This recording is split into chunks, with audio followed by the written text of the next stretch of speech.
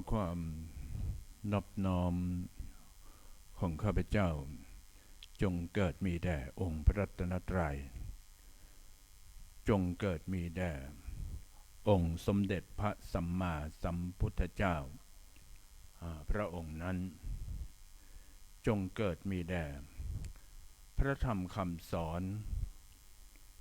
ขององค์สมเด็จพระสัมมาสัมพุทธเจ้าพระองค์นั้นจงเกิดมีแด่พระสงฆ์ทั้งอริยสงฆ์และสมมุติสงฆ์กราบถวายทำความเคารพพระเดชพระคุณพระอาจารย์เจ้าคุณพระภาวนาธรรมาภิรัตน์เจ้าอาวาสวัดลำเปิงตะโปธารามเจ้าสำนักปฏิบัติธรรมประจำจังหวัดเชียงใหม่แห่งที่2และเจ้าคณะอำเภอเมืองจังหวัดเชียงใหม่ด้วยความเคารพอย่างสูงยิ่งโอกาสคณะสงฆ์พระเถรานุเถระครูบาอาจารย์ตลอดจนถึงพระภิกษุสามเณรทุกรูปท่านขออำนวยอวยพรขอความสุขความเจริญความมีสุขภาพที่ดีแข็งแรงจงเกิดมีแก่พุทธบริษัท4อุบาสกอุบาสิกาแม่ชีโยคีสาธุชนท่านนักปฏิบัติธรรมทั้งหลายทุกท่านทุกคน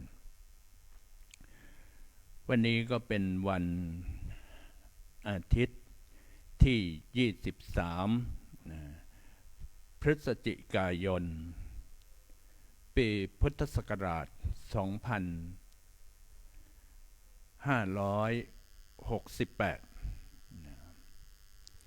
ซึ่งในวันพรุ่งนี้ก็จะเป็นวันจันทร์ที่24พฤศจิกายน2568ซึ่งทางคณะสงฆ์จังหวัดเชียงใหม่โดยเฉพาะอำเภอเมืองจังหวัดเชียงใหม่นำโดยพระเดชพระคุณหลวงพ่อพระธรรมเสนาบดีเจ้าคณะภาค7เจ้าอาวาสวัดพระธาตุดอยสุเทพราชวรมิหารพระเดชพระคุณพระเทพมังคลาจารย์เจ้าอาวาสวัดท่าตอนตำบลท่าตอนอำเภอแม่อายจังหวัดเชียงใหม่พระเดชพระคุณพระอาจารย์เจ้าคุณพระภาวนาธรรมาภิรัตน์เจ้าคณะอำเภอเมืองจังหวัดเชียงใหม่เป็นต้นเป็นประธานในการที่จะได้นำคณะสงฆ์ในอำเภอเมืองในจังหวัดเชียงใหม่ได้ร่วมกันพร้อมกับสำนักงานหน่วยราชการต่างๆประกอบไปด้วยสำนักงานพระพุทธศาสนาประจำจังหวัดเชียงใหม่สำนักงานสภาวัฒนธรรมประจำจังหวัดเชียงใหม่สำนักงานที่ดินประจำจังหวัดเชียงใหม่ ก็ได้ประสานมือกันเพื่อที่จะได้จัดพิธีบำเพ็ญกุศลทักษิณานุปทานเพื่อที่จะอุทิศถวายเป็นพระราชกุศลแด่องค์สมเด็จพระนางเจ้าสิริกิติ์พระบรมราชินีนาถพระบรมราชชนนีพันปีหลวงซึ่งพระองค์นั้นได้เสด็จสวรรคตไปครบ30 วันในวันจันทร์ที่24พฤศจิกายน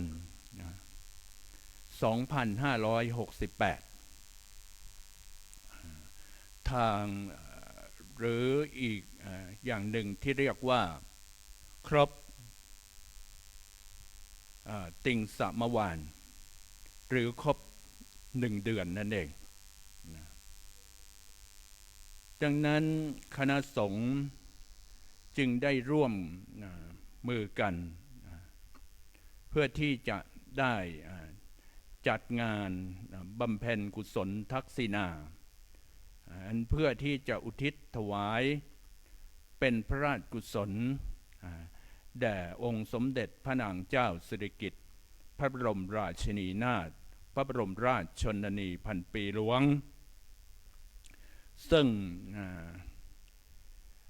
มณฑลพิธีในการจัดงานก็ณอาคารชวนภาวนาวัดล่ำเปิงตะโปธารามตำบลสุเทพอำเภอเมืองจังหวัดเชียงใหม่ในวันจันทร์ที่24พฤศจิกายน2568กำหนดการที่ทางคณะสงฆ์นำโดยพระเดชพระคุณเจ้าคณะภาค7พระเดชพระคุณเจ้าคณะจังหวัดพระเดชพระคุณเจ้าคณะอำเภอเมือง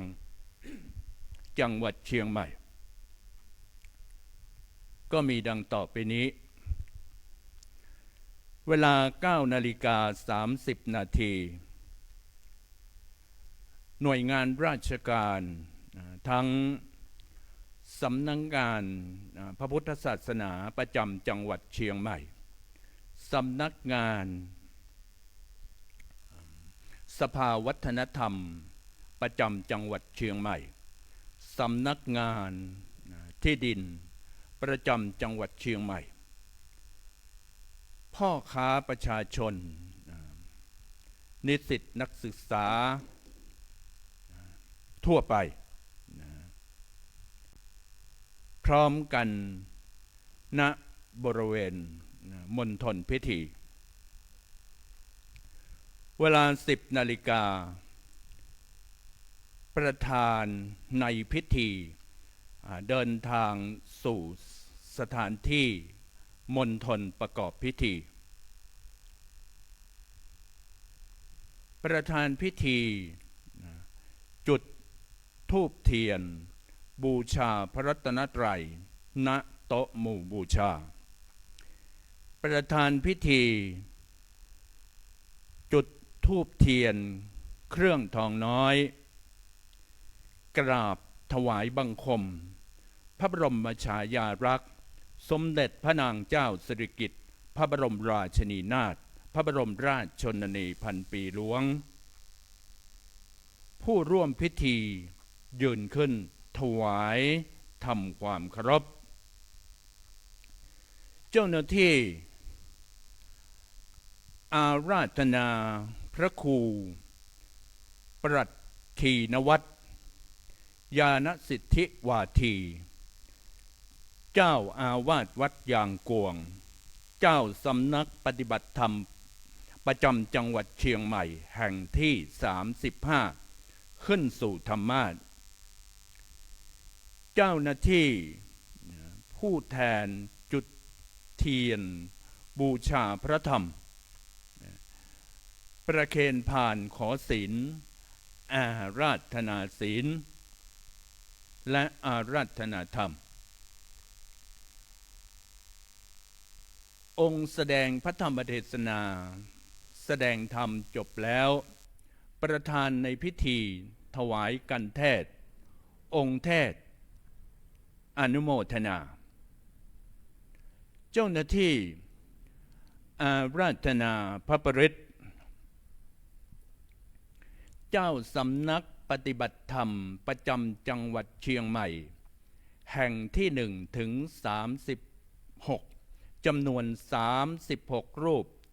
36สำนักสวดพระพุทธมนต์จบแล้วเจ้าหน้าที่ราชผ้าขาวรองโยงและราชผ้าพระภูษายงประธานในพิธีทอดผ้าไตรบังสกุลเจ้าหน้าที่เชื่อมผ้าภูษายงระหว่างผ้าแพรแถบที่เชื่อมจากพระบรมฉายาลักษณ์พระสงฆ์ทางนั้นสดับปกรณ์พระสงฆ์ทางนั้นอนุโมทนาประธานในพิธีกรวดน้ำจบแล้วประธานสงฆ์นำเจริญจิตภาวนาถวายเป็นพระราชกุศลประธานในพิธีกราบพระรัตนตรัยหน้าโต๊ะหมู่บูชากราบลาประธานสงฆ์กราบถวายบังคมพระบรมฉายาลักษณ์สมเด็จพระนางเจ้าสิริกิติ์พระบรมราชินีนาถพระบรมราชชนนีพันปีหลวงเป็นอันเสร็จพิธีต่ออย่างนั้นเวลา 11 นาฬิกาก็จะได้อาราธนาคณะสงฆ์ทั้ง36สำนักสำนักที่สำนักปฏิบัติธรรมประจำจังหวัดเชียงใหม่ทั้ง36สำนัก36รูปฉันภัตตาหารเพลณบริเวณใกล้ศาลาบาทข้างวิหารลายคำ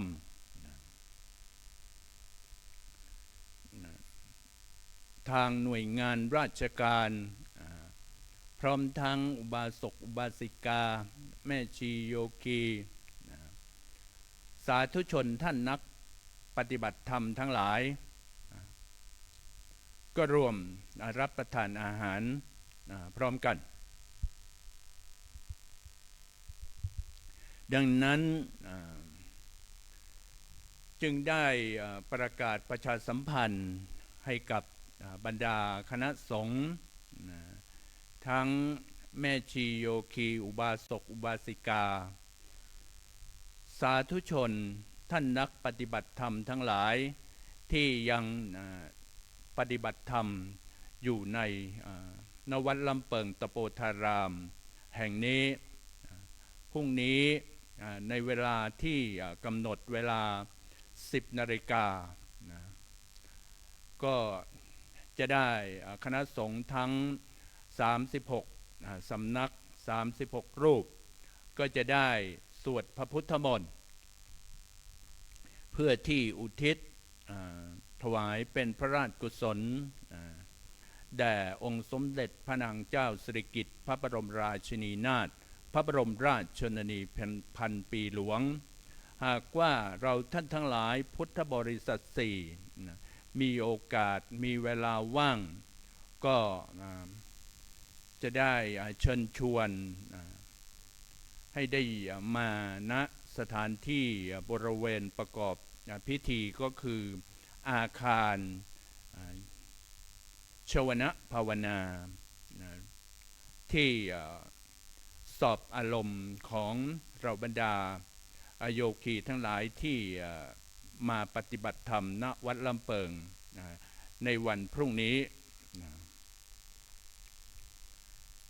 ในเวลา 9 นาฬิกาทางเจ้าสำนักปฏิบัติธรรมประจำจังหวัดทุกแห่งทั้ง35สำนักก็จะเดินทางออกจากวัดมาถึงประมาณเวลา 9 นาฬิกา 30 นาทีและในเวลา 10 นาฬิกาหรือ 10 โมงเช้าก็จะได้เริ่มพิธีในการสวดพระพุทธมนต์พุทธบริษัท4ทั้งหลายอุบาสกอุบาสิกาแม่ชีโยคีทั้งหลายได้ยินเสียงประชาสัมพันธ์นี้แล้วหากยังไม่ได้ไปไหนก็จะได้ขอเชิญชวนท่านทั้งหลายเข้าร่วมในการฟังการสวดพระพุทธมนต์ของคณะสงฆ์ซึ่งเป็นอธิบดีสงฆ์เป็นเจ้าสำนักของสำนักปฏิบัติธรรมประจำจังหวัดเชียงใหม่ทั้ง36สำนักก็มีสำนักวัดลำเปิงตะโปธารามสำนักปฏิบัติธรรมประจำจังหวัดเชียงใหม่แห่งที่2แห่งนี้เป็นต้นเป็นประธานและก็เป็นเจ้าภาพสำหรับในวันพรุ่งนี้ก็ขออนุโมทนากับบรรดาพุทธบริษัท4อุบาสกอุบาสิกาศรัทธาสาธุชนทั้งหลายที่ในวันนี้ในเย็นวันนี้ก็ได้เดินทางมาก็เพื่อที่จะมาสาธยายในการสวดมนต์ทำวัดเย็นในวันนี้ซึ่งบุคองค์สมเด็จพระสัมมาสัมพุทธเจ้าก็ตรัสถึงผู้ที่มีบุคลิกลักษณะที่เคลื่อนจุติจากเทพเทวดาหากมาเกิดในโลกมนุษย์ก็จะมีบุคลิกลักษณะอุปนิสัยมีหลักธรรมอยู่7ประการที่เป็นประจำตัวที่ปรากฏอยู่ให้เห็นนอกเหนือจากการที่เราท่านทั้งหลายพุทธบริษัท4ได้ตื่นแต่เช้ามาก็มาสวดมนต์ทำวัดเช้าเย็นก็มาสวดมนต์ทำวัดเย็นหลังจากสวดมนต์ทำวัดเช้าแล้วรับประทานอาหารเรียบร้อยแล้วท่านทั้งหลายก็สะสมบารมีด้วยการทำบุญใส่บาตรก็บำเพ็ญศีลรักษาศีลละเว้นจากการทำความชั่วพร้อมทั้งกับการเจริญภาวนาอันนี้ก็เรียกว่าเป็นการเพิ่มบุญบารมีให้กับบรรดาผู้ที่มาประกอบบุญสะสมบุญและทำอันที่จะเป็นเครื่องบ่งบอกถึงว่าเป็นลักษณะของผู้มีบุญ7ประการคือเราเทพดาผู้ที่เคลื่อนจากภพเทพเทวดาแล้วมาเกิดในมนุษย์โลกนั้นก็มีอยู่7ประการคือ 1. จะเป็นผู้ที่มีนิสัยที่ชอบที่จะบำรุงเลี้ยงดูมารดาบิดาดูแลมารดาบิดาและประการที่2ก็จะเป็นผู้ที่อ่อนน้อมถ่อมตนปรนนิบัติดูแลครูบา อาจารย์พระอุปชาครูบาอาจารย์ประการที่สามจะเป็นคนที่มีวาจาที่อ่อนหวานไพเราะสนอหูพูดจานุ่มนวลประการที่สี่จะเป็นคนเขาเรียกไม่พูดส่อเสียดเสียดสีทิ่มแทงหัวใจของผู้อื่นให้ได้รับความทุกข์ทรมานเจ็บปวดและประการที่ห้าก็จะเป็นคนที่มีความมีวาจาสัตย์มีวาจาที่น่าเชื่อถือมีสัจจะเป็นที่นับหน้าถือตาของคนทั่วไปประการที่หกก็จะเป็นคนที่มีจาคะคือมีความเสียสละละความตนีทีเหนียวมีนิสัยเป็นปกติชอบแบ่งปันให้แก่บุคคลผู้ควรให้ปัน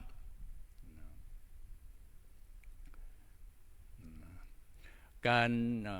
แบ่งปันแก่บุคคลผู้ควรให้ปันก็อย่างเช่นว่าแบ่งทำบุญใส่บาตรให้กับพระภิกษุสามเณรให้แก่คนเฒ่าคนแก่ผู้สูงอายุและให้แก่ผู้ป่วยติดเตียงทุพพลภาพเด็กกำพร้าเช่นนี้ที่ไม่สามารถที่จะช่วยเหลือตนเองได้นะก็เขาเหล่านั้นก็มีใจที่จะเกื้อกูลแก่เขาเหล่านั้นก็จะก่อให้เกิดเป็นอานิสงส์มากนะและประการที่เจ็ดก็จะเป็นคนไม่มักโกรธนะอันนี้องค์สมเด็จพระสัมมาสัมพุทธเจ้าพระองค์ก็ได้ตรัสเอาไว้นะว่าธรรมเจ็ดประการนี้นะเป็นธรรมเป็นคุณธรรมนะของผู้ที่เขาเรียกว่าพระองค์ทรงขนานนามว่ามนุษย์เทโวนะคือเป็นมีเขาเรียกว่ามีกายเป็นมนุษย์นะแต่จิตใจสูงส่งดุจดั่งเทวดานะจึงเป็นบุคลิกลักษณะของบุคคลผู้ที่มีบุญเอาละตอนนี้ก็เห็นว่าสมควรแก่เวลาแห่งการที่เราท่านทั้งหลายพุทธบริษัทสี่คณะสงฆ์ทั้งบาศกบาสิกาแม่ชีโยคีที่อยู่ในบริเวณอุโบสถวัดลำเปิงตะโปธารามที่เดินทางมาสะสมบารมีบุญให้ได้เพิ่มมากขึ้นนั้นก็เห็นว่าสมควรแก่เวลาพร้อมทั้งบรรดาครูบาอาจารย์คณะสงฆ์ก็พร้อมกันในบริเวณเราก็จะได้ร่วมกันสวดสาธยายสวดมนต์ทำวัดเย็นก็นิมนต์เจริญพรเปิดหนังสือไปที่หน้าหนึ่ง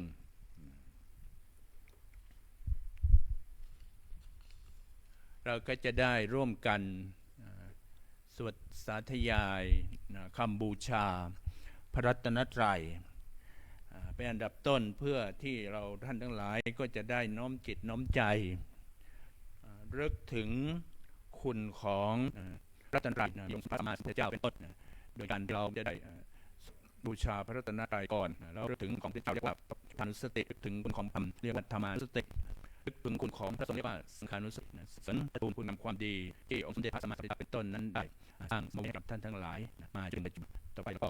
จะได้กลับแล้วแต่ขออนุญาตครูบาอาจารย์ มหาเทรานุเถระในการที่ต้องสิ่งการสวดมนต์วัดจิตในนี้ต่อไปกราบพระตรัยอัญเชลีวันทาอภิวาทอัญเชลีวันทาอภิวาทอัญเชลีวันทาอภิวาทอัญเชลีวันทาอัญเชลีโยโสภควาหังสัมมาสัมพุทโธผู้มีพระภาคเจ้านั้นพระองค์ใดเป็นพระอรหันต์ดับเพลิงกิเลสเพลิงทุกข์สิ้นเชิง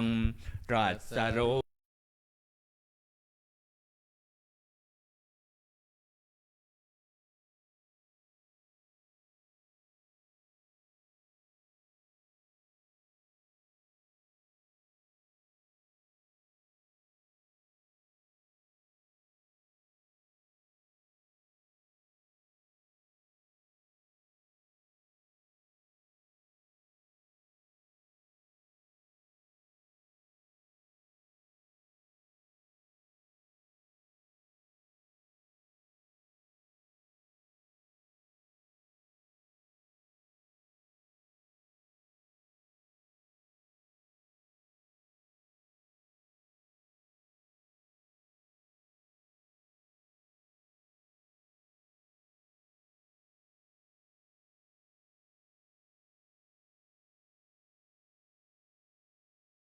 ผู้ชอบได้โดยพระองค์เองสวากขาโตเยนะภควตาธัมโมพระธรรมเป็นธรรมมันพระผู้มีพระภาคเจ้าพระองค์ใดปฏิไว้ดีแล้วสุปฏิปันโนยัสสัมภควโตสาวกสังโฆพระสงฆ์สาวกของพระผู้มีพระภาคเจ้าพระองค์ใดปฏิบัติดีแล้ว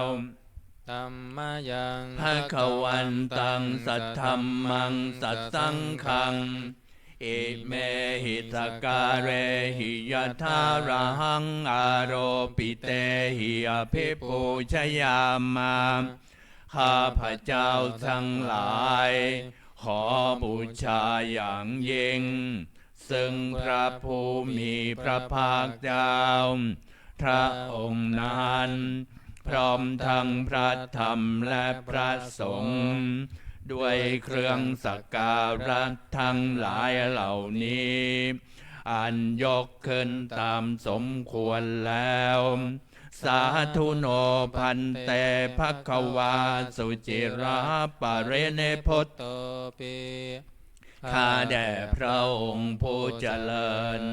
พระผู้มีพระภาคเจ้าแม้ปรินิพพานนานแล้วทรงสร้างคุณดันสำเร็จประโยชน์ไว้แก่ข้าพเจ้าทั้งหลายปัจฉิมาชนตานุกรรมปมาณสามทรงมีพระหฤทัยอนุเคราะห์แก่พวกข้าพเจ้าอันเป็นชนล้นหลังอิเมสกาเลทุกขตปันนาการภูเตปฏิคันหาตุขอพระผู้มีพระภาคเจ้าจงรับเครื่องสักการะอันเป็นบรรณาการของคนยากทั้งหลายเหล่านี้อัมหากังเทครตังหิตายาสุขายาเพื่อประโยชน์และความสุขแก่ข้าพเจ้าทั้งหลายตลอดกาลละนานเถิดอะระหังสัมมาสัมพุทโธภควาพระผู้มีพระภาคเจ้าเป็นพระอรหันต์ดับเพลิงกิเลสเพลิงทุกข์สิ้นเชิงตรัสรู้ชอบได้โดยพระองค์เองพุทธังภควันตังอภิวาเทมิข้าพเจ้าอภิวาทพระผู้มีพระภาคเจ้าผู้รู้ผู้ตื่นผู้เบิกบานสวากขาโตภควตาธัมโม พระธรรมเป็นธรรมที่พระผู้มีพระภาคเจ้าตรัสไว้ดีแล้วธัมมังนัมมัสสามิข้าพระเจ้านมัสการพระธรรมสุปฏิปันโนภควโตสาวกสังโฆพระสงฆ์สาวกของพระผู้มีพระภาคเจ้าปฏิบัติดีแล้วสังฆังนามามิข้าพระเจ้านอบน้อมพระสงฆ์อันธรรมยังพุทธสสะภควโตบุปภาคณมการังกโรมัสเสนะโมตัสสะภะคะวะโตขอนอบน้อมแด่พระผู้มีพระภาคเจ้าพระองค์นั้นอะระหะโตซึ่งเป็นผู้ไกลจากกิเลสสัมมาสัมพุทธัสสะตรัสรู้ชอบได้โดยพระองค์เองนะโมตัสสะภะคะวะโตขอนอบน้อมแด่พระผู้มีพระภาคเจ้าพระองค์นั้นอะระหะโตซึ่งเป็นผู้ไกลจากกิเลสสัมมาสัมพุทธัสสะตรัสรู้ชอบได้โดยพระองค์เองนะโมตัสสะภะคะวะโตขอนอบน้อมแด่พระผู้มีพระภาคเจ้าพระองค์นั้นอะระหะโตซึ่งเป็นผู้ไกลจากกิเลสสัมมาสัมพุทธัสสะตรัสรู้ชอบได้โดยพระองค์เองนิมนต์เจริญพรเปิดหนังสือไปที่หน้า19สวดมนต์ทำวัดเย็นนะอันธรรมยังพุทธานุสตินยังกโรมาเซตังโคปานาภคะวันตังเอวังกัลยาโนกิติสัทโธอภุคโตก็กิตติศัพท์อันงามของพระผู้มีพระภาคเจ้านั้นได้ฟุ้งไปแล้วอย่างนี้ว่าอิติปิโสภควาเพราะเหตุอย่างนี้พระผู้มีพระภาคเจ้านั้นอะระหังเป็นผู้ไกลจากกิเลสสัมมาสัมพุทโธเป็นผู้ตรัสรู้ชอบได้โดยพระองค์เองเวชชาจารณะสัมปันโนเป็นผู้ถึงพร้อมด้วยวิชชาและจารณะสุขโตเป็นผู้ไปแล้วด้วยดีโลกาวิโทเป็นผู้รู้โลกอย่างแจ่มแจ้งอนุตตโรปุริสธรรมสารเทเป็นผู้สามารถฝึกบุรุษที่สมควรฝึกได้อย่างไม่มีใครยิ่งกว่าสัทธาเทวมนุษย์สานังเป็นครูผู้สอนของเทวดาและมนุษย์ทั้งหลายพุทโธเป็นผู้รู้ผู้ตื่นผู้เบิกบานด้วยธรรมภควาติเป็นผู้มีความจำเริญจำแนกธรรมสั่งสอนสัตว์ดังนี้นมยังพุทธาภิกขิติงกโรมาเสมพุทธวาระหันตวรตาทิคุณาภิยุตโตพระพุทธเจ้าประกอบด้วยคุณ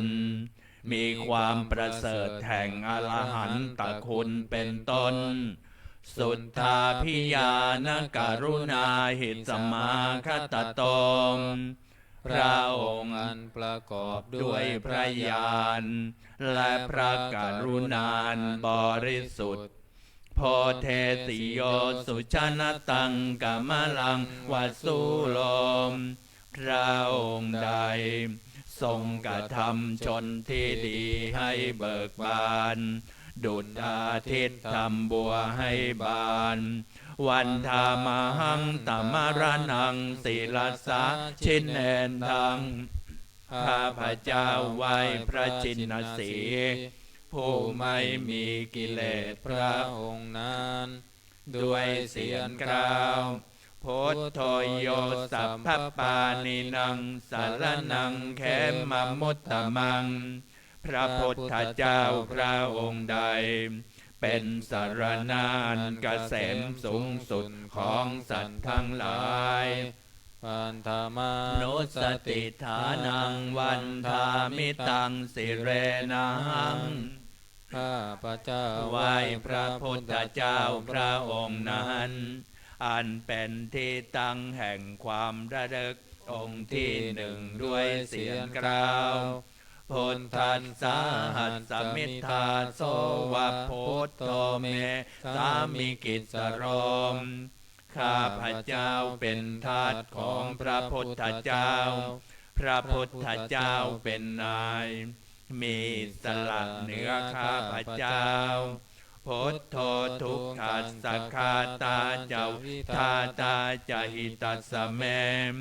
พระพุทธเจ้าเป็นเครื่องกำจัดทุกข์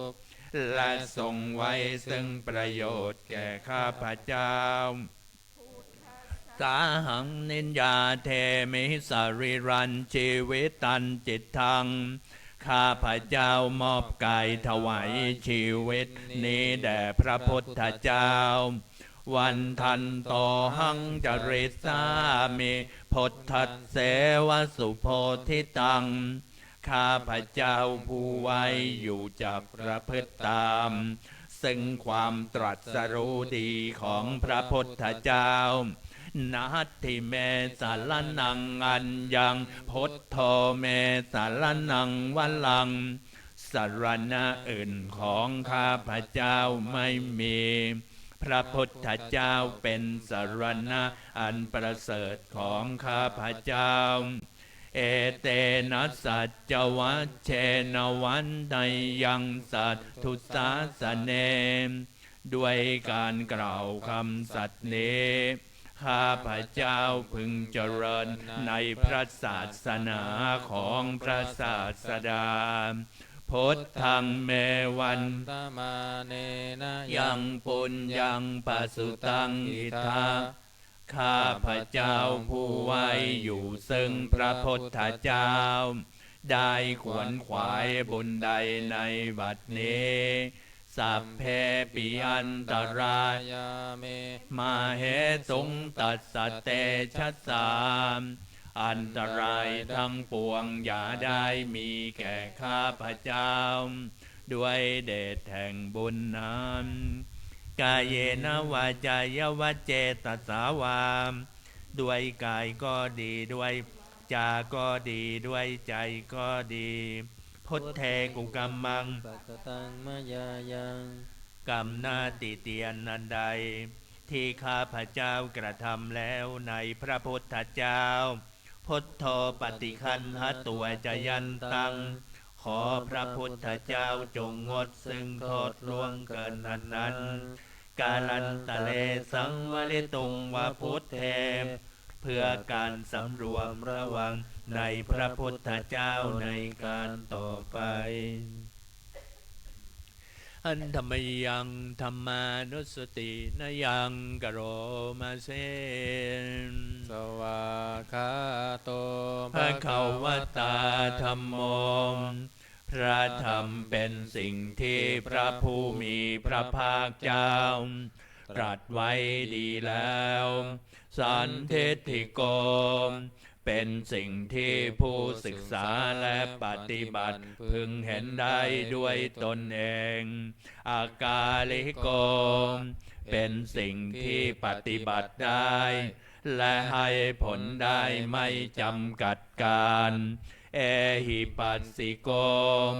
เป็นสิ่งที่ควรกล่าวกับผู้อื่นว่าท่านจงมาดูเถิดโอปนัญิโกเป็นสิ่งที่ควรน้อมเข้ามาใส่ตัวปัจจตังเวทิตาโพวินโยหิติเป็นสิ่งที่ผู้รู้ก็รู้ได้เฉพาะตน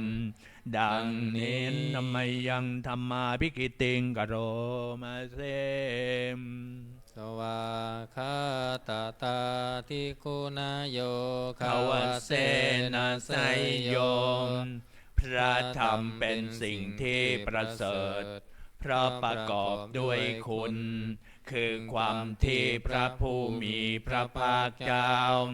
ตรัสไว้ดีแล้วเป็นต้นโยมัคคปากปริยัติวิโมกขเพโทเป็นธรรมันจำแนกเป็นมรรคผลปริยัติและนิพพานธัมโมกุโรกัปปัตตนากัทธาฤทธาเรเป็นธรรมทรงไว้ซึ่งผู้ทรงธรรมจากการตกไปสู่โลกที่ชั่ววันธามหังตมหารังวัลธรรมเมตังข้าพเจ้าไหว้พระธรรมมันประเสริฐนั้นอันเป็นเครื่องขจัดเสียซึ่งความมืดธัมโมโยสัพพปานินังสารนังเขมมมุตตมังพระธรรมใดเป็นสรณานเกษมสูงสุดของสัตว์ทั้งหลายโทติยานุสติฐานังวันธามิตังสิเรนังไหว้พระธรรมนั้นอันเป็นที่ตั้งแห่งความระลึกองค์ที่สองด้วยเสียงกล่าวธรรมัสสาหัสมิทธาโสวัตธัมโมเมสามิกิสโรมข้าพเจ้าเป็นทาสของพระธรรมพระธรรมเป็นนายมีอิสระเหนือข้าพเจ้าธัมโมทุกขัสสะคาตาเจวิทาตาจหิตัสสะเมพระธรรมเครื่องกำจัดทุกข์และทรงไว้ซึ่งประโยชน์ข้าพเจ้าวันทันโตหังจัดมิสารีรันชีวิตันจิตทังข้าพเจ้ามอบกายถวายชีวิตนี้แด่พระธรรมวันทันโตหังจริสามิธัมมัสเสวสุธรรมตังข้าพเจ้าผู้ไว้อยู่จากประพฤติตามซึ่งความเป็นธรรมดีของพระธรรมนัตติเมสารนังอัญญังธัมโมเมสารนังวันลังสารณะอื่นของข้าพเจ้าไม่มีพระธรรมเป็นสารณะอันประเสริฐของข้าพเจ้าเอเตนะสัจจวัชเชนวันไทยังสาธุสาสเนด้วยการกล่าวคำสัตย์นี้ข้าพเจ้าพึงเจริญในพระศาสนาของพระศาสดาธัมมังเมวันธรรมาเนนะยังปุญญังปัสสุตังอิทาข้าพเจ้าผู้ไว้อยู่ซึ่งพระธรรมได้ขวนขวายบุญใดในบัดนี้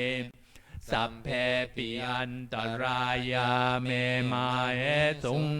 สเตชัสสาอันตรายทั้งปวงอย่าได้มีแก่ข้าพเจ้าด้วยเดชแห่งบุญนั้นเยนวาจายวเจตสาวาด้วยกายก็ดีด้วยวาจาก็ดีด้วยใจก็ดีธัมเมกุกัมมังปะกตังมายายังกรรมหน้าติเตียนันใดที่ข้าพเจ้ากระทำแล้วในพระธรรมธัมโมปฏิคันหตุจยันตังข อพระธรรมจงงดซึ่งโทษล่วงเกินนั้นกาลันตะเลสังวลิตุงวัฒมเมเพื่อการสำรวมระวังในพระธรรมในการต่อไปอันธรรมยังสังขานุสตินยังกโรมาเซสุปฏิปันโนภะคะวะโตสาวกสังโฆสงฆ์สาวกของพระผู้มีพระภาคเจ้าปฏิบัติดีแล้วโอชุปฏิปันโนภะคะวะโตสาวกสังโฆสงฆ์สาวกของพระผู้มีพระภาคเจ้าปฏิบัติตรงแล้วยายาปฏิปันโนภะคะวะโตสาวกสังโฆสงฆ์สาวกของพระผู้มีพระภาคเจ้าปฏิบัติเพื่อรู้ธรรมเป็นเครื่องออกจากทุกข์แล้วสามีจิปฏิปันโนภะคะวะโตสาวกสังโฆสงฆ์สาวกของพระผู้มีพระภาคเจ้าปฏิบัติสมควรแล้วยะทิธรรมได้แก่บุคคลเหล่านี้คือจัตตาริปุริสายุคานิอัฏฐปุริสปุคลาคู่แห่งบุรุษสี่คู่นับเรียงตัวบุรุษได้8บุรุษเอสาภะคะวะโตสาวกสังนั่นแหละสงฆ์สาวกของพระผู้มีพระภาคเจ้าอาหุนายโยมเป็นสมควรแก่สักการะที่เขานำมาบูชาปาหุนายโยมเป็นสมควรแก่สักการะที่เขาจัดไว้ต้อนรับทักขินายโยเป็นผู้ควรรับทักษิณาทานอัญชรีกรณิโยเป็นผู้ที่บุคคลทั่วไปควรทำอัญชรีอนุตตรังปุญญเขตังโลกัสสติเป็นเนื้อนาบุญของโลกไม่มีนาบุญอื่นยิ่งกว่าดังนี้นมยังสังฆาภิกขิติงกโรมาเสสัทธัมมโชสุปฏิปฏิคุณาทิโยโตพระสงฆ์ที่เกิดโดยพระสัทธรรมประกอบด้วยคุณมีความปฏิบัติดีเป็นต้นโยทัพพิโทอริยบุคลสังฆเศโธเป็นหมู่แห่งพระอริยบุคคลอันประเสริฐ8จำพวกศีลาทิธรรมปวราสยกายจิตโตมีกายและจิตอันอาศัยธรรมมีศีลเป็นต้นอันบวรวันธามหังตมริยานคนังสุทังข้าพเจ้าไหว้หมู่แห่งพระอริยเจ้าเหล่านั้นอันบริสุทธิ์ด้วยดีสังโฆโยสัมภปานินังสารนังเขมมุตตมังพระสงฆ์หมู่ใดเป็นสารณะอันเกษมสูงสุดของสัตว์ทั้งหลายตติยานุสติฐานังวันทามิตังสิเรนังข้าพเจ้าไหว้พระสงฆ์หมู่นั้นอันเป็นที่ตั้งแห่งความระลึกองค์ที่3ด้วยเสียงกล่าวสังฆันสาหัสสมิทาโสวัสสังโฆเมสามิกิสโรข้าพเจ้าเป็นทาสของพระสงฆ์พระสงฆ์เป็นนายมีอิสระเหนือข้าพเจ้าสังโฆทุกขันสคาตาจวิทาตาจหิตัสสเม พระสงฆ์เป็นเครื่องกำจัดทุกข์และทรงไว้ซึ่งประโยชน์แก่ข้าพเจ้าสังฆัสสาหังนิยาเทมิตริรันชีวิตันจิตตังข้าพเจ้ามอบกายถวายชีวิตนี้แด่พระสงฆ์วันทันโตหังจริสามิสังคัสโสปฏิปันนตังข้าพเจ้าผู้ไว้อยู่จะประพฤติตามซึ่งความปฏิบัติดีของพระสงฆ์นาทิเมสารนังอัญญังสังโฆเมสารนังวรังสารณะอื่นของข้าพเจ้าไม่มีพระสงฆ์เป็นสารณะอันประเสริฐของข้าพเจ้าเอเตนะสัจจวัชเช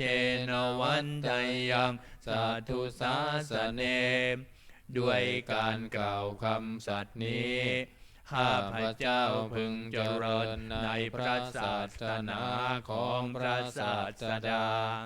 สังฆังเมวันธมาเนนะยังปุญญังปสุตังอิทาข้าพเจ้าผู้ไว้อยู่ซึ่งพระสงฆ์ได้ขวนขวายบุญใดในบัดนี้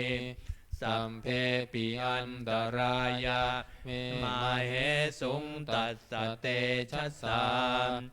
อันตรายทั้งปวงอย่าได้มีแก่ข้าพเจ้าด้วยเดชแห่งบุญนั้นกายเยนะวาจายวเจตสวาด้วยกายก็ดีด้วยวาจาก็ดีด้วยใจก็ดีสังเคกุกัมมังปะกตังมยายังกรรมหน้าติเตียนอันใด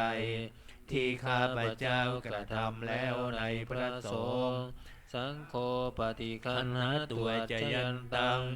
ขอพระสงฆ์จงงดซึ่งโทษล่วงเกินอันนั้นการันตะเรสังวริตุงวสังเคเพื่อการสำรวมระวังในพระสงฆ์ในการต่อไปเรียนนิมนต์เจริญพรเปิดหนังสือมาที่หน้า38แล้วก็จะได้สวด โอวาปปติโมกข์คาถาหันธรรมยังโอวาปาติโมกขคาทายโยพนามเสนสัพพปาปัสสะอาการนังการไม่ทำบาปทั้งปวงกุศลสุปสัมปทาการทำกุศลให้ถึงพร้อมสัจจิตาปริโยทัปปนัง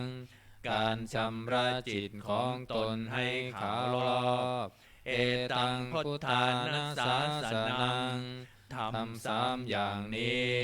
เป็นคำสั่งสอนของพระพุทธเจ้าทั้งหลายขันติปรมังตโปติติฆาขันติคือความอดกลั้นเป็นธรรมเครื่องเผากิเลสอย่างยิ่งนิพพานังปรมังวัฏันติพุทธาผู้รู้ทั้งหลายกล่าวพระนิพพานว่าเป็นธรรมอันยิ่ง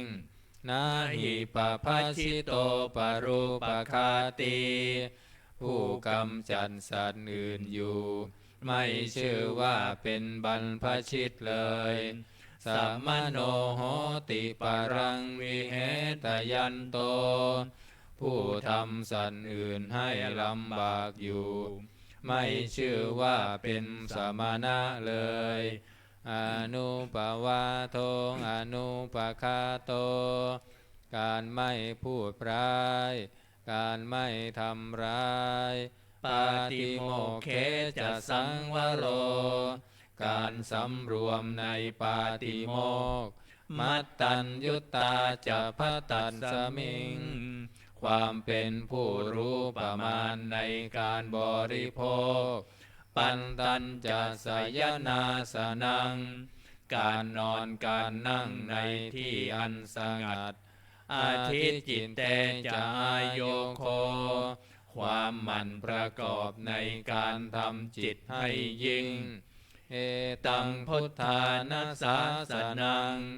ทำ6อย่างนี้เป็นคำสั่งสอนของพระพุทธเจ้าทั้งหลายมนต์เจริญพรเปิดหนังสือมาที่หน้า27นะก็จะได้สวดพิจารณาปัจจัย4ที่เราได้ใช้สอยบริโภคไปผ่านไปเมื่อเช้านะอันดามายัง อตีตปัจจเวคณาปะทังพนามาเสมอัจฉามายาอัมปัญจเวคิตวายังจีวรังปริพุตังชีวรใดอันเรานุ่งห่มแล้ว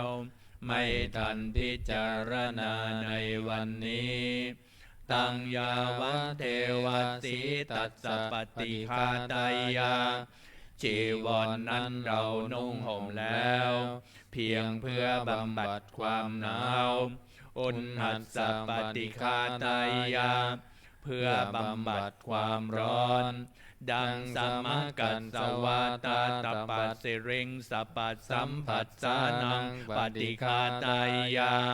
เพื่อบำบัดสัมผัสอันเกิดจากเหลือบยุงลมแดดและสัตว์เลื้อยคลานทั้งหลายยาวะเทวาหิริโกปินาปฏิชาธนาทังและเพียงเพื่อปกปิดอวัยวะอันให้เกิดความละอายอาชัมมยาปัจจเวคิตวายโยปินดาปาโตปริปุตโตปินดาบาตใดอันเราฉันแล้วไม่ทันพิจารณาในวันนี้โสเนวันทวายาบิณฑบาตนั้นเราฉันแล้วไม่ใช่เป็นไปเพื่อความเพลินสนุกสนานนามาทายาไม่ใช่เป็นไปเพื่อความเมามันเกิดกำลังพลังทางกายนามันดานายาไม่ให้เป็นไปเพื่อประดับนาวิภูสนายาไม่ใช่เป็นไปเพื่อตกแต่งยาวะเทวะอิมัสสกายัสสทิติยาแต่ให้เป็นไปเพื่อความตั้งอยู่ได้แห่งกายนี้ยาปนายาเพื่อความเป็นไปได้ของอัตภาพเวหิงสุปรติยาเพื่อความสิ้นไปแห่งความลำบากทางกายพระมจริยานุคาหายาเพื่ออนุเคราะห์แก่การประพฤติพรหมจรรย์เอติปุรานันจะเวทนังปฏิหังคามิด้วยการทำอย่างนี้เราย่อมระงับเสียได้ซึ่งทุกขเวทนาเก่าคือความหิวณวันจะเวทนังณอุปาเทสามิและไม่ทำทุกขเวทนาใหม่ให้เกิดขึ้นยาตราจะเมภเวสติอนวัชตาจะผาสุวิหาโลจาติอันหนึ่งความเป็นไปโดยสะดวกแห่งอัตภาพนี้ด้วยความเป็นผู้หาโทษมิได้ด้วยและความเป็นอยู่โดยผาสุขด้วยจักมีแก่เราดังนี้อัจฉมยาปัญจเวคิตวายังเสนาสนังปริพุตังเสนาสนะใดเราใช้สอยแล้วไม่ทันพิจารณาในวันนี้ตังยาวะเทวติตัสสะปฏิฆาตายาเสนาสนะนั้นเราใช้สอยแล้วเพียงเพื่อบำบัดความหนาวอุณหัสสะปฏิฆาตายาเพื่อบำบัดความร้อนดังสมกันสวาตาตปัสสิริงสปัสสัมผัสสานังปฏิฆาตายา เพื่อบำบัดสัมผัสอันเกิดจากเหลือบยุงลมแดดและสัตว์เลื้อยคลานทั้งหลายยาวะเทวาอุตุปริสยวิโนทนังปฏิสัลลานารามัตถังเพียงเพื่อบรรเทาอันตรายอันพึงมีจากดินฟ้าอากาศและเพื่อความเป็นผู้ยินดีอยู่ได้ในที่หลีกเล่นสำหรับภาวนาอัจฉมยามปัญจเวคิตวายโยคิลานะปัจจยเพสัชฌปริคาโลปริพุตโตคิลานะเพสัชบริขารใดอันเราบริโภคแล้วไม่ทันพิจารณาในวันนี้โสยาวะเทวาอุปันนานังวัยยาภาธิกานังเวทนานังปฏิฆาตายาคิลานะเพสัชบริขารนั้นเราบริโภคแล้วเพียงเพื่อบำบัดทุกขเวทนาอันบังเกิดขึ้นแล้วมีอาพาธต่างๆเป็นมูลอภยาปัชชาปรมัตตายาติเพื่อความเป็นผู้ไม่มีโรคเบียดเบียนเป็นอย่างยิ่งดังนี้นมยังอุดิสนาดินรคาทายโยนามาเสมอิมินาปุญญกรรมเมนาด้วยบุญนี้อุทิศให้อุปัชฌายาคุณุตตราอุปัชฌาย์ผู้เลิศคุณอาจาริยุปการาจาและอาจารย์ผู้เกื้อหนุนมาตาปิตาจยาตกาทั้งพ่อแม่และพวงญาติสุริโยจันทิมาราชาสุนจันทร์และราชาคุณวันตานราปิจาผู้ทรงคุณหรือผู้สูงชาติพระมหามาลาจาอินทาจาพรหมมาและอินทราชโลกปาลาจเทวตาทั้งถวยเทพและโลกบาลยโมมิตามนุษสาจาจมมาราชมนุษย์มิตรมัชฌตาเวริกาปิจาผู้เป็นกลางผู้จองผานสัพเพสัตตาสุขีหนตุขอให้เป็นสุขสารทุกทั่วหน้าอย่าทุกทนบุญญาณิปกตานิเมบุญพ้องที่ข้าทำจงช่วยอำนวยสุภผลสุขังจติวิทังเทนโตให้สุขสามอย่างล้นขิมปังปาเปทโวมะตังให้รู้ถึงนิพพานพรันเอเมนาปุญญกรรมเมนาด้วยบุญนี้ที่เราทำเอมินาอุทิศเสนาจาและอุทิศให้ปวงสัตว์ขิมปาหังสุรเพเจวาเราพันได้ซึ่งการตัดตัณหุปาทานเฉทนังตัวตัณหาอุปาทานเยสันตาเนหินาธัมมาสิ่งชั่วในดวงใจยาวานิพพานโตมะมังกว่าเราจะถึงนิพพานนัสสันตุสัพพทาเยวะมาลายสิ้นจากสันดานยัตถาชาโตภเวภเวทุงพรหมที่เราเกิดอุชุจิตังสติปัญญามีจิตตรงและสติทั้งปัญญาประเสริฐสันเลโควิริยัมหินาพร้อมทั้งความเพียรเลิศเป็นเครื่องขูดกิเลสหายมาลาลพันตุโนกาสังโอกาสอย่าพึงมีแก่หมู่มารสิ้นทั้งหลายกาตุนจาวิริเยสุเม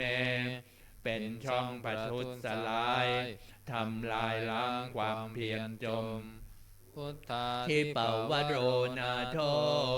พระพุทธผู้บวรนาถธรรมโมนาโทวรุตตโม พระธรรมที่พึงอุดมนาโถปัจเจกพุทโธจาพระปัจเจกพุทธสมสังโฆนาโทตโรมะมังทพพสงฆ์ที่พึงพยอมเตโสตมานุภาเวนะด้วยอนุภาพนั้นมาโลกาสังละพันตุมาขอหมู่มารอย่าได้ช่องทัสสะปุญญานุภาเวนะด้วยเดชบุญทั้ง10ป้องมาโลกาสังละพันตุมาอย่าเปิดโอกาสแก่มารเถิดมนต์เจริญพรนิมนต์เจริญพรเปิดหนังสือมาที่หน้า251ก็จะได้สวดพระหัสนัย251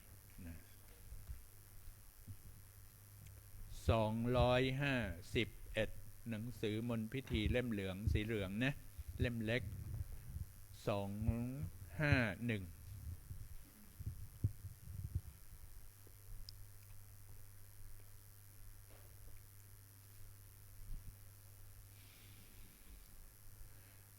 นะโมตัสสะภะคะวะโตอะระหะโตสัมมาสัมพุทธัสสะนะโมตัสสะภะคะวะโตอะระหะโตสัมมาสัมพุทธัสสะนะโมตัสสัมภะคะวะโตอะระหะโตสัมมาสัมพุทธัสสะกุศลธรรมากุศลธรรมาอัพยากตาธัมมังกันตเมธัมมากุศลยัสสมิงสัมมเยโลกุตรังชานังภาเวตินิยานิกังอปัจจยคามิงทิฏฐิคตานังปหานายาปันธมายาภูมิยาปันติยาวิวิเจวกาเมปัตถมังชานังอุปสัมปัชชวิหารติทุกขาปฏิปทังทันทาพิญญังทุกขาปฏิปทังคิปาพิญญังสุขาปฏิปทังทันทาพิญญังสุขาปฏิปทังคิปาพิญญังตัสสมิงสมัยเยปันโสโหติอวิเคโปโหติอิเมธัมมากุศลกัตเมธัมมากุศลยัสสมิงสมัยเยโลกุนตรังชานังภาเวตินิยานิกังอปัจจยคามิงทิฏฐิคตานังหานายปัตถมายาภูมิยาปฏิยาวิตกวิจารานังโวปัสสมาทุติยังชานังตติยังชานังจตุทังชานังปัฏฐมังชานังปัญจมังชานังอุปสัมปัชชวิหารติทุกขาปฏิปทังทันทาพิญญังทุกขาป ฏิปทังเคปะพินยังสุขังปฏิปทังทันทาพินยังสุขาปฏิปทังเค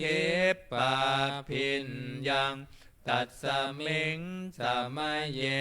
ผัสโสโหติอวิคเคโปโหติเมธัมมากุศลกันตเมธัมมากุศลยัสสมิงสมัยเยโลกุตรังชานังภาเวตินิยานิกังอัปปัจจยคาเมงเทธิคตานังปหานายาปัตถมายาภูมิยาปฏิยาวิเวเจวกาเมหิปัตถมังชานังอุปสัมปันชวิหารติทุกขาปฏิปทังทันทาพินยังสุญญตังทุกขาปฏิปทังเคปะพินยัง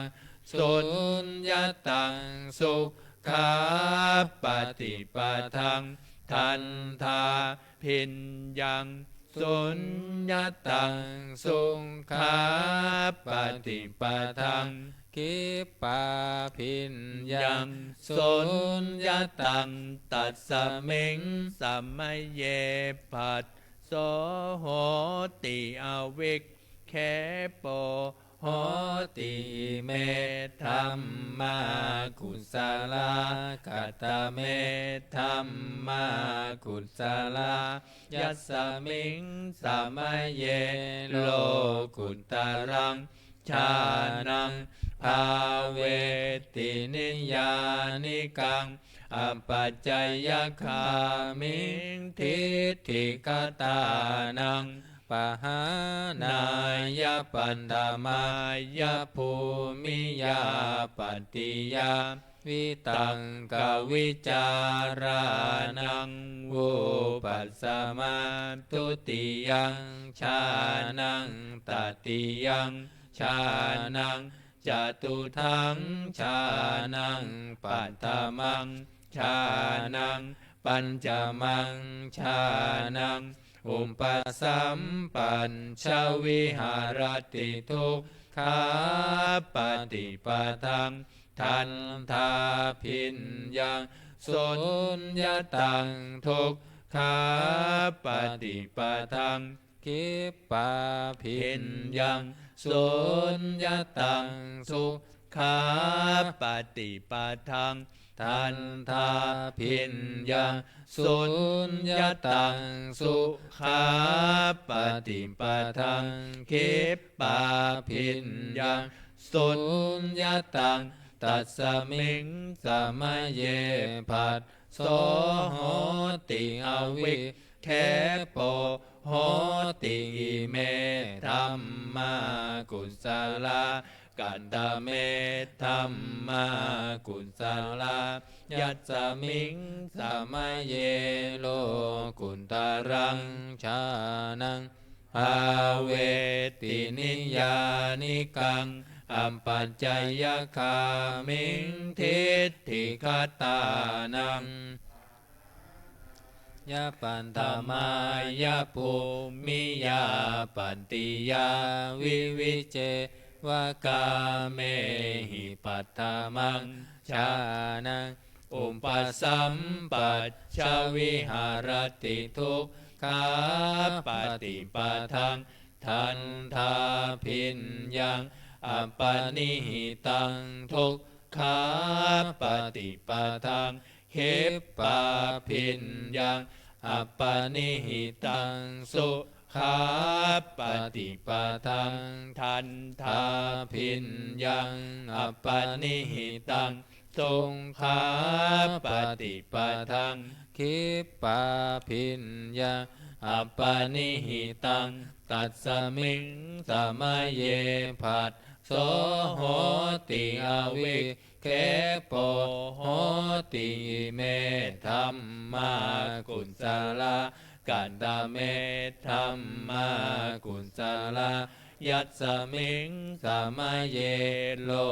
กุตรังชานังภาเว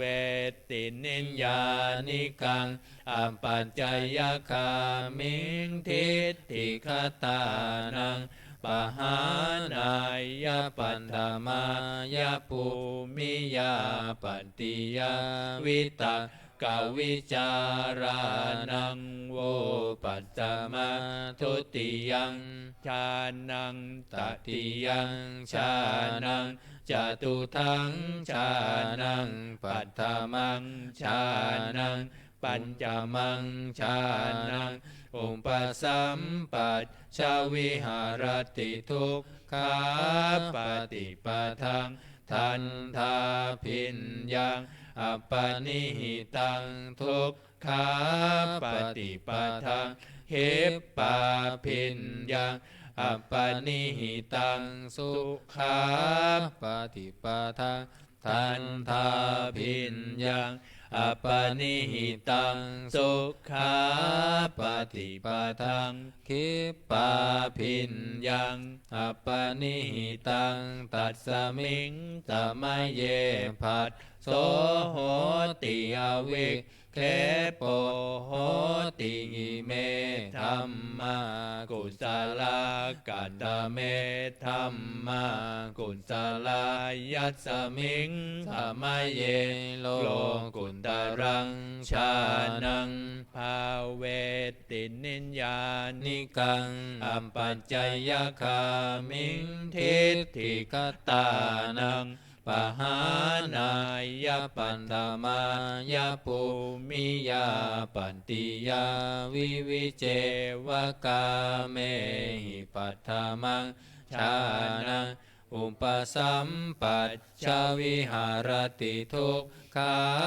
ปฏิปทังทันทาพิญญังฉันทาทิปัตเตยังวิริยาทิปันเตยังจิตตาทิปันเตยังวิมังสาทิปันเตยังทุงขาปฏิปทังคิปปาพิญญังฉันทาทิปัตเตยังวิริยาทิปันเตยังจิตตาทิปันเตยังวิมังสาทิปันเตยังสุงขาปฏิปทังทันทาพิญญังฉันทาทิปันเตยังวิริยาทิปันเตยังจิตตาทิปันเตยังวิมังสาทิปันเตยังสุงขาปฏิปทังคิปปาพิญญังฉันทาทิปันเตยังวิริยาทิปันเตยังจิตตาทิปันเตยังวิมังสาทิปันเตยังตัสสมิงตมัยเยภัสโสโหติอวิเคปโหติเมธัมมากุศลกัตตเมธัมมากุศลยัสสมิงสมัยเยโลกุตรังชานังภาเวตินิยานิกังอัปปัญจยคามิงทิฏฐิคตานังปหานายปันธมายภูมิยาปันติยาวิตกวิจารานังโวปัสสมาทุติยังชานังตติยังชานังจตุทังชานังปัฏฐมังชานังปัญจมังชานังอุปสัมปัชชวิหารติทุกขาปฏิปทังทันทาพิญญังฉันทาทิปันเตยังวิริยาทิปันเตยัง จิตตาธิปัตเตยังวิมังสาธิปัตเตยังทุกขาปฏิปตังคิปปาปิญญังฉันทาธิปัตเตยังวิริยาธิปัตเตยังจิตตาธิปัตเตยังวิมังสาธิปัตเตยังสุขาปฏิปทังทันทาพิญญังฉันทาธิปัตเตยังวิริยาธิปัตเตยังจิตตาธิปัตเตยังวิมังสาธิปัตเตยังสุขาปฏิปทังคิปปาพิญญังฉันทาธิปัตเตยังวิริยาธิปัตเตยังจิตตาธิปัตเตยังวิมังสาธิปัตเตยังอทุกขมัสสุขาปฏิปทังทันทาพิญญังฉันทาธิปัตเตยังวิริยาธิปัตเตยังจิตตาธิปัตเตยังวิมังสาธิปัตเตยังอทุกขมัสสุขาปฏิปทังคิปปาพิญญังฉันทาธิปัตเตยังวิริยาธิปัตเตยังจิตตาธิปัตเตยังวิมังสาธิปัตเตยังตัสมิงสมาเยภัสโสโหติอวิเคปโปโหติอิเมธัมมากุศลามนิมนต์เจริญพรเปิดหนังสือมาที่หน้า125 125แล้วก็จะได้สวดบทสดับปกรณ์ต่อไปนะนิจจาวัตสังขาราอุปาทวยธรรมิโน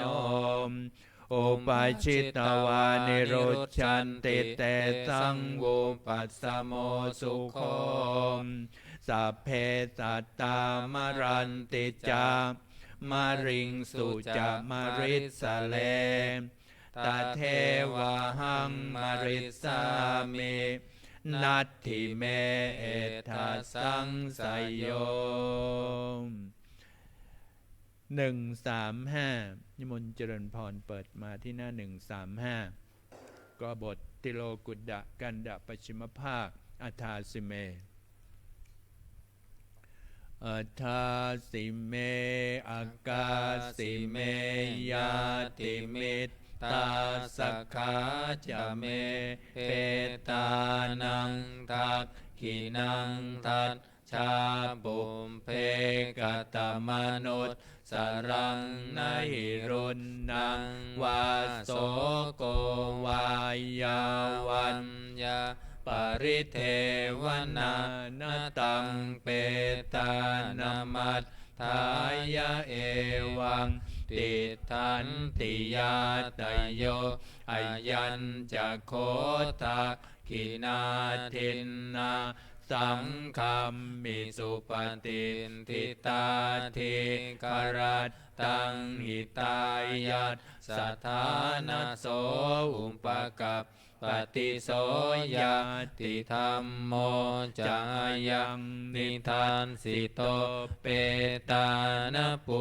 ชาจักตาอุลาลาภลันจะภิกขุนามานุปทินนังตุมเหหิปุญญังปัสสุตังอนัมปกันติภาวะตุสัพพมังคารังรักขันตุสัมภเทวตาสัพพพุทธานุภาเวนัสสัทธาโสติภวันตุเตภวตุสัพพมังคารังรักขันตุสัพพ พระเทวตาสัพพธรรมานุภาเวนัสตตาโสทิภวันตุเตภวตุสัพพมังคารังรักขันตุสัพพะเทวตาสัพพสังฆานุอาเวนัสตตาโสทิภวันตุเต ขออนุโมทนากับทุกท่านทุกคนที่ได้มาประกอบบุญกุศลในวันนี้ในการสวดมนต์ทำวัดเย็นนี้วันนี้ก็เห็นว่าสมควรแก่เวลาแล้วเราต่อไปเราก็จะได้เจริญจิตตภาวนาให้เกิดเป็นอานิสงส์ผลบุญกับตัวเราเองก่อนแล้วเราก็จะได้อุทิศส่วนอานิสงส์ผลบุญนี้อุทิศถวายเป็นพระราชกุศลแด่สมเด็จพระนางเจ้าสิริกิติ์พระบรมราชินีนาถพระบรมราชชนนีพันปีหลวงองค์เสด็จสวรรคตไปน้อมส่งดวงวิญญาณของพระองค์นั้นเสด็จสู่สวรรคาลัยต่อไป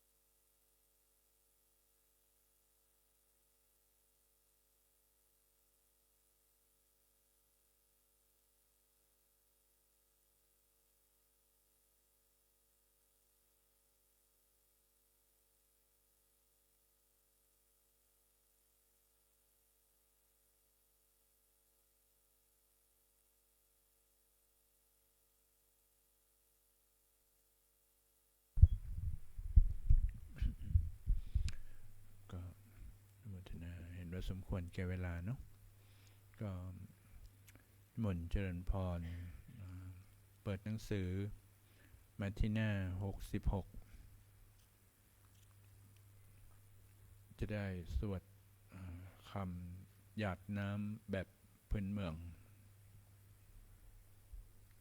หน้า66เล่มใหญ่เล่มขาวเล่มใหญ่นะ66คำหยาดน้ำแบบพื้นเมือง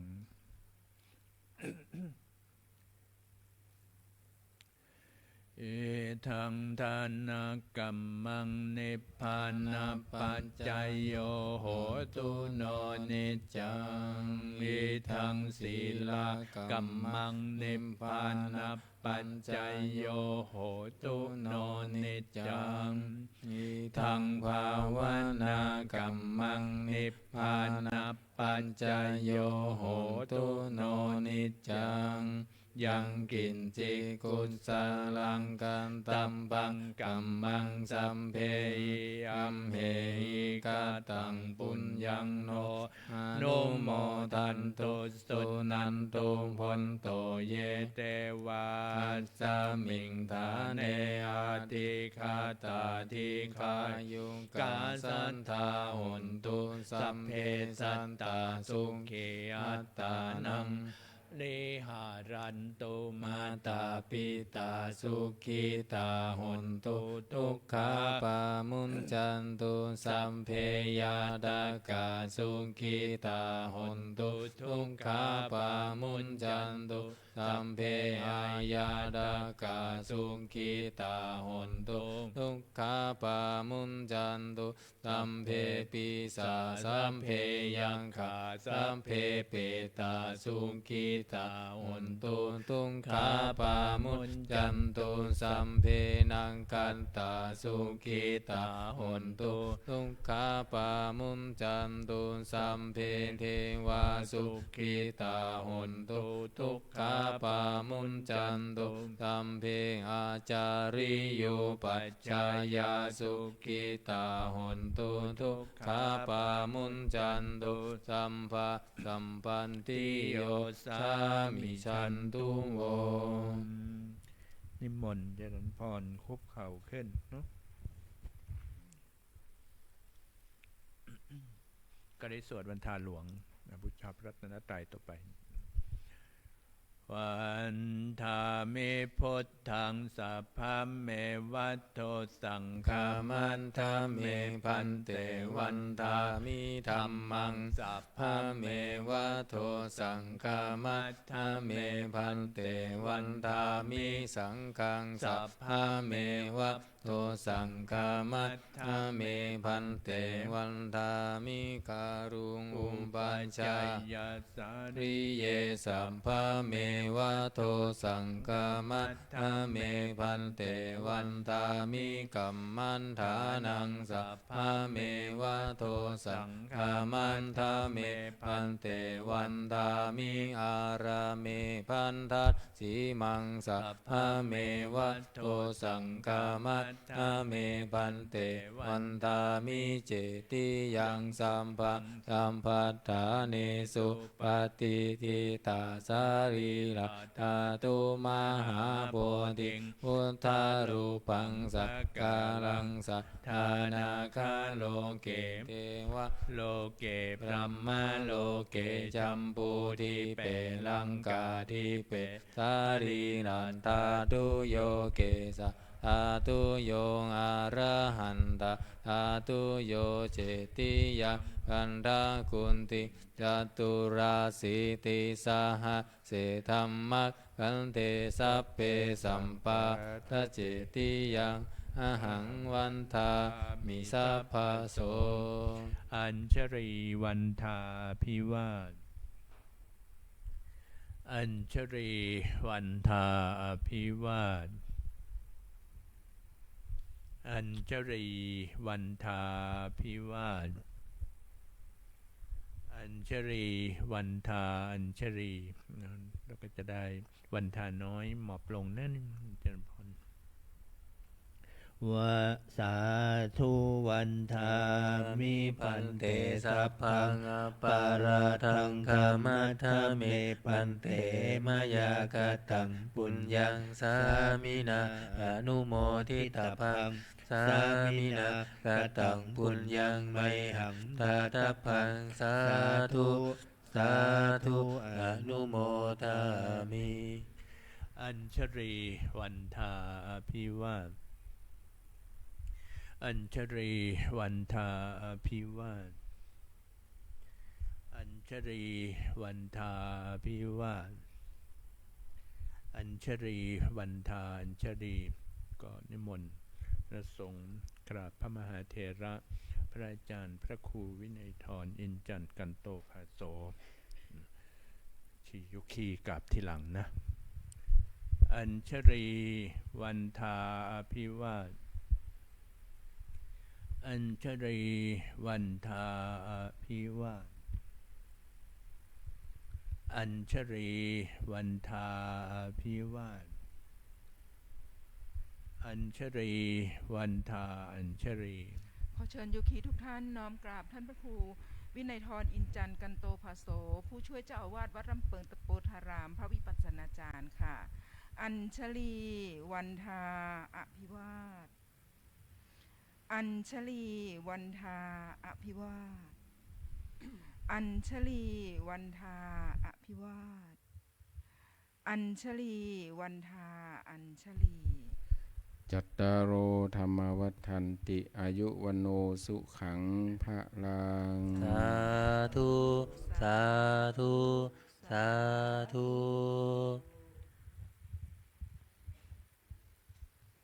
ค่ะขอความร่วมมือนะคะช่วยกันปิดหน้าต่างทั้งสองฝั่งแล้วก็ลงไปโยคีหญิงนะคะเราก็ลงไปปฏิบัติรวมกันที่โยคีชายช่วยเก็บศาสนาด้วยนะครับ ห้องรับพระกรรมฐานห้องใต้ดินหอไตรค่ะโยคีชายช่วยเก็บอาสนะหนังสือด้วยนะครับ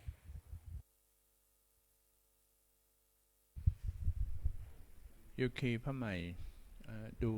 อาสนะเก็บอาสนะด้วยนะพระมิโยคีที่อยู่ด้านหลังแล้วก็พระใหม่ก็ช่วยกันเก็บนะ